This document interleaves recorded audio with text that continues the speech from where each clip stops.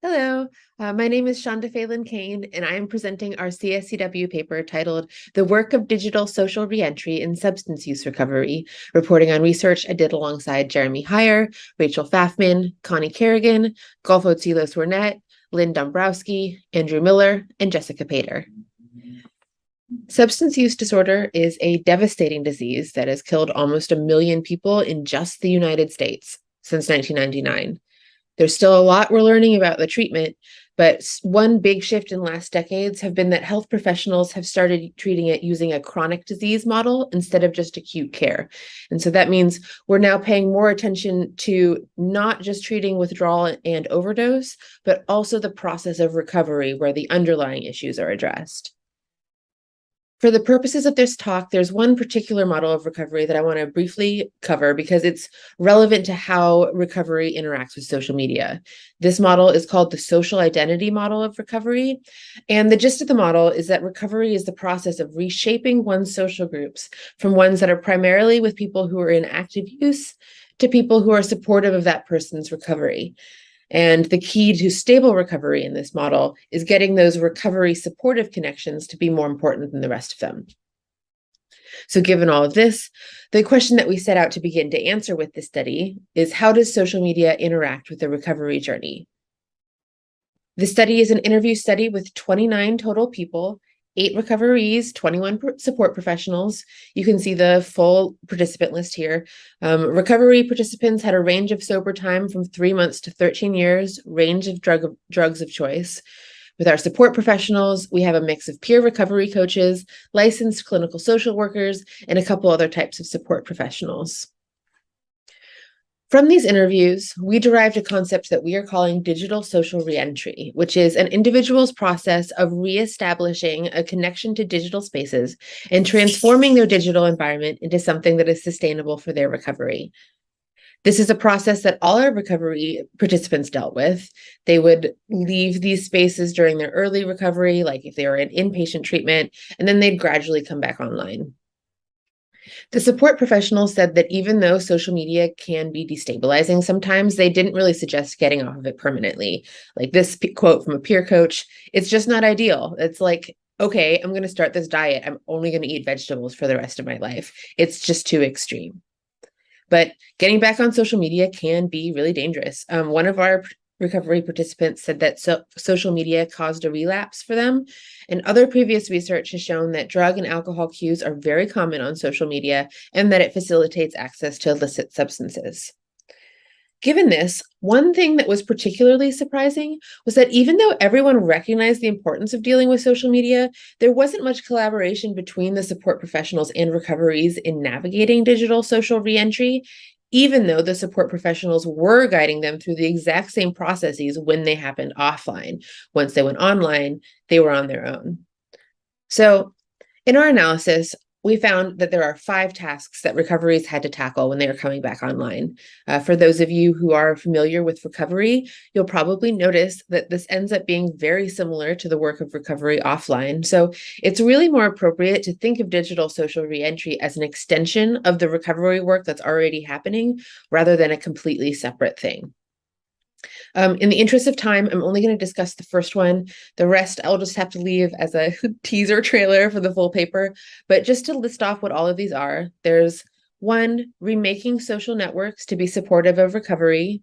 2, maintaining boundaries once that reshaping happens so that unsupportive people don't get back in.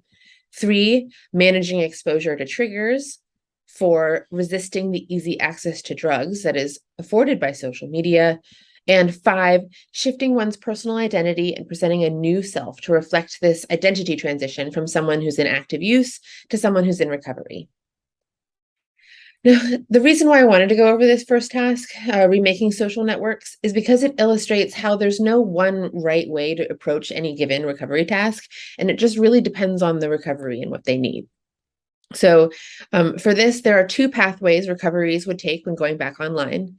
They would either, 1, return to their old accounts and prune down their existing network to just leave supportive people, or they would, 2nd, start from scratch with new accounts and rebuild. Sometimes people kept their old accounts just because they weren't quite ready to cut everyone off, like this recovery. When I got out, I still thought I could call the dope man like he was my friend. He wasn't my friend. You think you're going to call him again sometime in the future. So I think that's why I kept that, in case I wanted to get high again. Sometimes they also had pictures or contacts or other content that was too important to lose. So it's not just because they weren't ready. There's a whole bunch of reasons. Other recoveries wanted a fresh start, like this support professional who's also in recovery.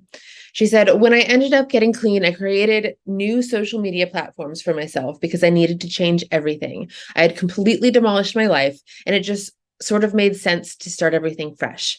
I don't feel like I was thinking anything besides that life was completely filled with terror. Two very different approaches, but both did what felt right for their recovery in the time. So, what do we do next? I want to point to two directions where we as designers and technologists can help recoveries and support professionals. First, we can help open the door to collaboration on digital social reentry between support professionals and recoveries. Both of these groups are working at absolute max capacity at all times, pretty much. So it needs to fit into their existing workflow. It shouldn't have to be fancy, maybe even shouldn't be fancy. One of the support professionals said that something as simple as a piece of paper with information about social media would be enough to get that conversation going. They just need to open the door. Second recommendation is for social platforms to support recoveries in their changing identity. A lot of them had to deal with digital traces of their old identities, like targeted ads. Sometimes, though, these traces are hard for outsiders to detect. For example, one recovery talked about how it was hard to look at old pictures of her cooking because they were actually pictures of her cooking meth that she was using to make her life look, quote unquote, more normal.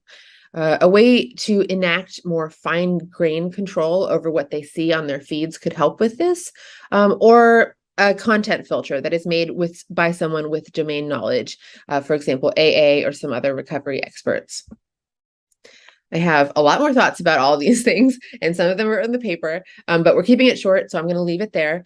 I will conclude briefly with a summary characterization of our findings, namely that social media can be a critical source of support, but it is also an environment full of what a support professional called wisps of triggers, which are micro triggers that aren't always immediately noticeable, but through sheer volume can accumulate into something destabilizing. Alongside this, social media facilitates easy access to drugs, such that it shortens the pathway between destabilization and relapse. Successful digital reentry involves creating an environment that maximizes access to those supports while minimizing exposure to those micro triggers and pathways to relapse. Special thanks again to my co-authors. This work was done as part of my doctoral research at the University of Michigan School of Information with my advisor, Paul Resnick, with the support of Parkview Health in Indiana. I'm now a postdoc at Brown University Center for Alcohol and Addiction Studies, and you can see my email down at the bottom of the slide if you want to contact me. Thank you for your attention.